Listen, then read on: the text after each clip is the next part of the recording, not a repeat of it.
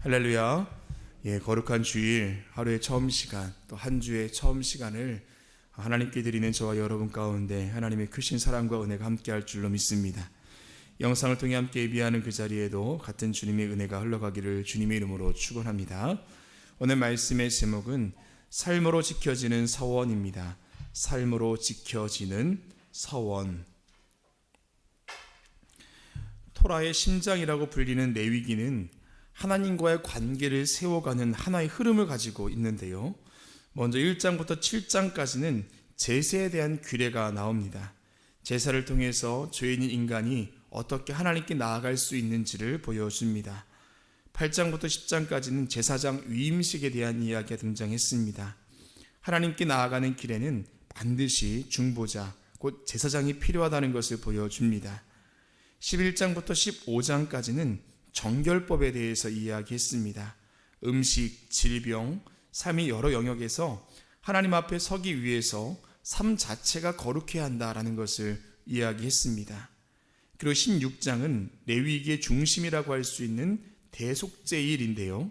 한 번의 제사를 통해서 백성의 죄가 해결되는 장면은 예수님을 연상케 합니다. 17장부터 어제 보신 26장까지는 거룩한 삶에 대한 실질적인 적용입니다. 피해에 대한 규례, 도덕적인 기준, 절기, 안식년과 희년. 하나님과의 관계는 단순한 한 번의 예배가 아니라 삶 전체로 이어져야 한다는 것을 가르쳐 줍니다. 자, 그리고 어제 26장에서 그 거룩에 대해서 순종할 것인가 불순종할 것인가, 순종하는 자에게 상이 있고 불순종하는 자에게 벌이 선포됩니다. 궁극적인 목적은 하나님 말씀에 순종하여 거룩한 길로 가기 원하는 하나님의 마음을 우리가 헤아려 보았습니다. 자, 그렇다면 오늘 27장은요, 하나님께 드리는 자발적인 헌신, 즉 서원에 대한 이야기를 전하고 있습니다. 하나님께 나아가는 길이 열렸고 죄가 해결되었고 거룩한 삶을 살도록 부름받았고 순종의 결과까지 들었습니다. 자, 그렇다면 마지막 질문은 이제 너는 하나님께 무엇을 드리겠느냐라는 겁니다. 그래서 27장은 억지로 드리는 의무가 아니라 하나님을 향한 사랑과 결단을 드리는 헌신, 자원의 마음을 하나님께서 요구하시고 또 그렇게 살 것을 우리에게 이야기하고 있습니다. 자, 오늘 본문 말씀 27장 레위기 마지막 장인데요. 내용을 구분지어 보자면 1절부터 7절, 8절까지는 사람에 대한 서원입니다. 하나님께 어떤 사람을 드리겠다고 서원했을 경우에 그 사람을 실제로 드리는 게 아니라 정해진 기준에 따라서 값을 치르고 대신 드리도록 합니다. 9절부터 25절까지는 가축, 집, 땅에 대한 서원입니다. 사람뿐만 아니라 소유도 하나님께 드릴 수 있습니다. 가축은 하나님께로 드리기로 마음 먹었으면 바꿀 수 없고 부정한 가축은 값을 매기면 가능합니다. 집과 밭은 제사장이 가치 평가하는데 희년을 기준으로서 가격을 산정합니다. 마지막 26절부터 34절까지는 반드시 하나님께 속한 것입니다. 애초에 소원의 대상이 될 수 없는 게 있습니다. 처음 난 것은 하나님의 것이고 이미 온전히 바쳐진 것도 하나님께 드려야 합니다. 그리고 10분의 1은 하나님께 당연히 속한 것이라 라고 말합니다. 여러분, 서원은 억지로 하는 것이 아니라 자원하여 드리는 것입니다. 그러나 한번 하나님께 드린 서원은 결코 가볍게 여길 수 없습니다. 오늘 말씀은요, 우리의 입술의 고백이 그 서원이 반드시 삶으로 이어져야 함을, 즉 삶에서 지켜져야 할 서원에 대해서 말씀하고 있습니다. 오늘 말씀을 통해서 저와 여러분 가운데 주시는 영적 교훈과 기도의 제목이 무엇일까요? 그 첫 번째는 서원은 하나님 앞에서 반드시 책임져야 하는 약속입니다. 서원은 하나님 앞에서 반드시 책임져야 하는 약속입니다. 1절부터 8절까지 사람이 하나님께 서원할 경우에 대한 규례를 이야기하는데, 어떤 사람이 자신이나 가족을 하나님께 드리겠다고 서원하면 반드시 그 약속에 대해서 책임져야 합니다. 자, 그러나 그 사람을 실제로 제물로 바치는 것이 아니라 하나님께서 정하신 기준에 따라서 값을 지불하도록 이야기하고 있습니다. 그 값은 나이와 성별에 따라서 구체적으로 정해져 있는데요. 20세에서 60세 사이의 남자는 50세겔, 여자는 30세겔로 책정하고 그 외에도 연령에 따라 각각 다른 기준이 주어집니다. 자, 그런데 중요한 거 한 가지가 있는데, 만일 서원한 사람이 그 값을 감당할 형편이 되지 않는다면 제사장은 그의 형편에 따라서 그의 값을 조정해 주어라 라고 이야기하고 있습니다. 즉 하나님은요, 서원을 무조건적인 부담으로 두신 것이 아니라 사람의 형편까지 고려해 주시면서 그 서원을 지키도록 하신다라는 겁니다. 당시 이스라엘 백성들은 감동이나 간절함 속에서 자원하여 하나님께 서원을 드렸습니다. 자, 그런 하나님은 그 서원을 단순한 감정의 표현으로 보지 않았다라는 거죠. 반드시 그 서원을 지키도록 도와주셨는데, 하나님은 서원을 강조하셨지만 한번 드려진 서원은 가볍게 여기지 않으셨다라는 것입니다. 반드시 그 서원이 지켜지기 위해서 그 서원한 사람을 도와주고 그의 형편을 보아주었다라는 거죠. 오늘 우리의 신앙을 돌아보면 우리는 하나님 앞에서 너무 쉽게 말할 때가 있습니다. 하나님, 이제는 제가 그렇게 살겠습니다. 제가 헌신하겠습니다. 이것만 이루어 주시면 제가 꼭 이렇게 살겠습니다. 그러나 시간이 지나면 그 고백은 점점 흐려지고 결국 잊혀지는 경우가 종종 있습니다. 문제는 우리가 그 말은 잊어도 하나님은 결코 잊지 않으신다라는 겁니다. 하나님 앞에서의 말은 단순한 말이 아니라 하나님과 맺는 약속이기 때문에 그렇습니다. 여러분, 하나님께 드린 약속, 그 서원에 대해서 얼마나 책임지며 살고 있습니까? 자, 그런데 문제는 한번 약속했지만 그 약속을 이행하는 것이 버거울 때가 있다라는 겁니다. 아무리 해도 감당할 수 없는 것들이 있다라는 거죠. 자, 그런데 그때 하나님께서는 우리의 형편을 아시고 상황에 맞게 그 책임의 길로 인도해 가시는 줄로 믿습니다. 중요한 것은 내 마음대로 포기하지 않는 것, 끝까지 하나님 앞에서 그 약속을 붙들고 살아가는 의지라는 것입니다. 완벽하게 해내는 것이 아니라 하나님 앞에서 끝까지 책임지려는 그 마음이 중요하다라는 거죠. 하나님은 우리의 연약함을 아시지만 동시에 우리가 그 약속을 꼭 지켜가기를 원하시는 분인 줄로 믿습니다. 서원은 부담이 아니라 하나님과의 관계입니다. 그 관계를 붙들고 오늘도 삶으로 서원을 지켜가는 저와 여러분 되시기를 주님의 이름으로 축원합니다. 두 번째, 서원은 상황에 따라 바뀌는 것이 아닙니다. 서원은 상황에 따라 바뀌는 것이 아닙니다. 9절부터 25절까지는 사람이 하나님께 드리기로 한 서원한 가축이나 집, 밭에 대한 규례를 설명합니다. 자, 먼저 가축의 경우에 하나님께로 드리기로 한 것은 거룩하게 구별된 것으로 간주됩니다. 그래서 한번 드리기로 한 그 짐승은 다른 것으로 바꿀 수 없습니다. 만약 바꾸려고 한다면 처음 것도 나중 것도 둘 다 드려야 합니다. 또 부정한 가축의 경우에는 값을 정하여 돈으로 대신 드릴 수 있습니다. 집도 그렇고 밭도 마찬가지입니다.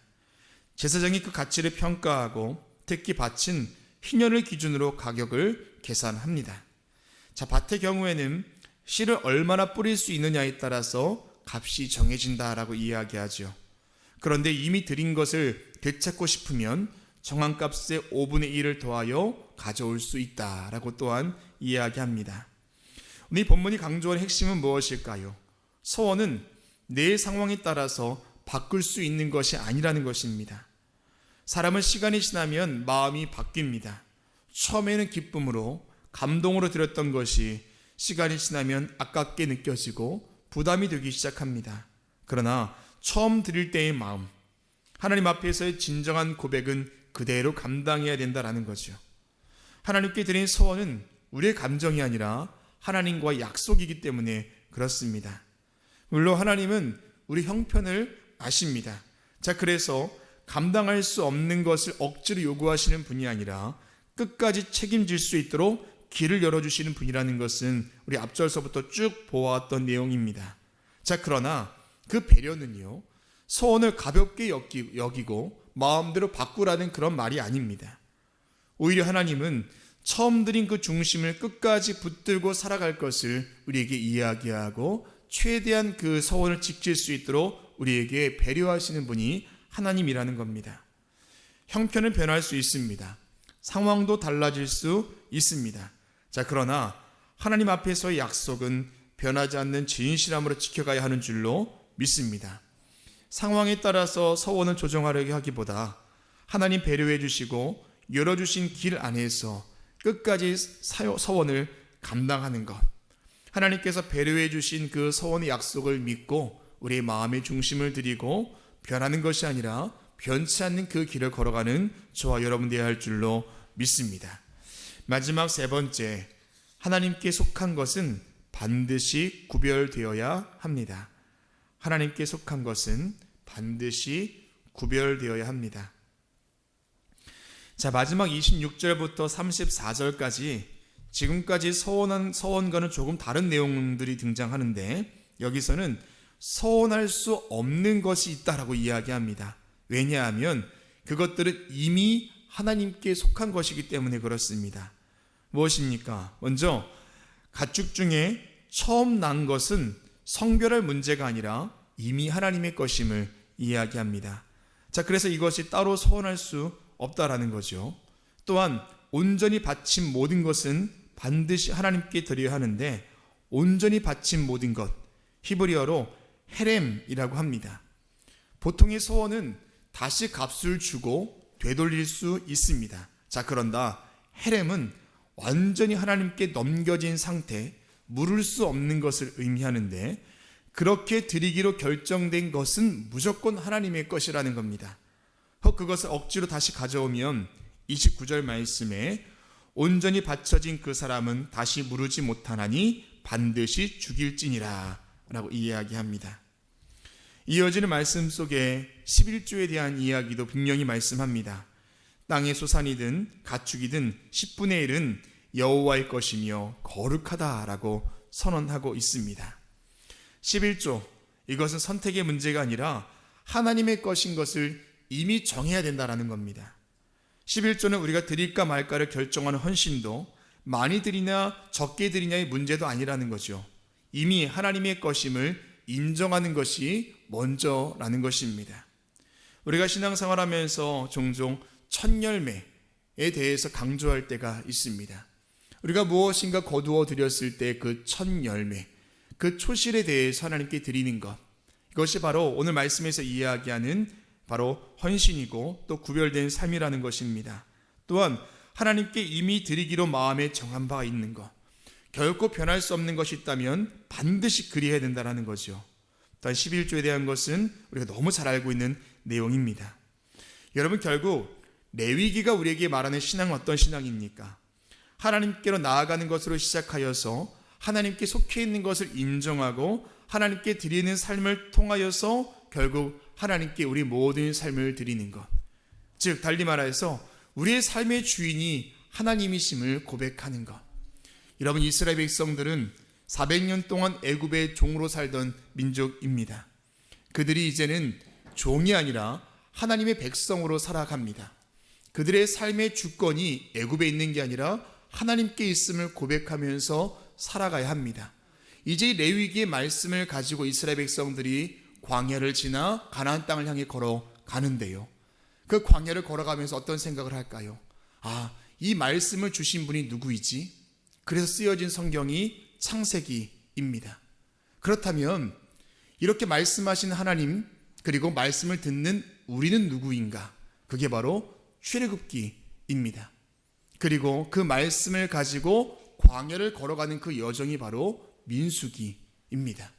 그래서 모세 오경 중에서 가장 먼저 쓰여진 책은 레위기라는 것이지요. 그래서 레위기가 토라의 심장이라고 불립니다.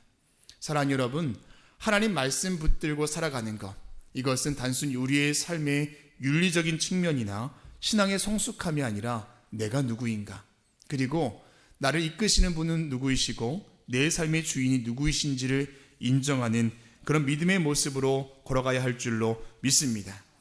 우리의 삶이 하나님께 속한 것을 인정하고 그런 믿음으로 살아가는 저와 여러분 되시기를 주님의 이름으로 축원합니다. 기도하겠습니다.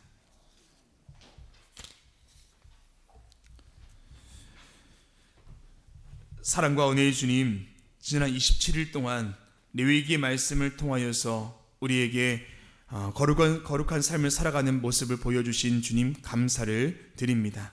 하나님의 그 성품에 우리를 초청하셨사오니 우리가 주님께서 거룩하시듯 우리 또한 거룩한 삶을 살아가도록 인도하여 주시옵소서. 죄인인 우리를 불러주시고 우리를 자녀 삼아 주시사 특별히 그 거룩에 동참하게 하시고 우리의 삶의 주인이 하나님이신 것을 고백하게 하신 주님, 우리의 믿음이 변치 않게 하여 주시고 광야 같은 길을 걸어갈 때에도 하나님 말씀 붙들고 살아갈 수 있도록 인도하여 주시옵소서. 오늘도 귀한 예물 드린 손길 있습니다. 하나님께서 받아주시고 예물 속에 담겨있는 마음의 중심 위에 성령께서 감동하여 주시사 하나님 기도의 응답으로 역사하여 주시옵소서.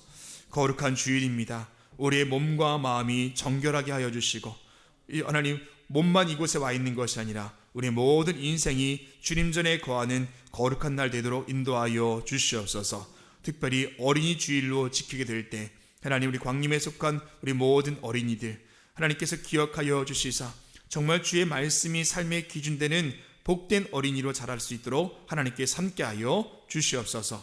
영상을 통해 예배하는 그 자리에도 함께하여 주시사 주의 위로하심과 평강이 있게 하여 주시옵소서. 예수 그리스도 이름으로 기도합니다. 아멘.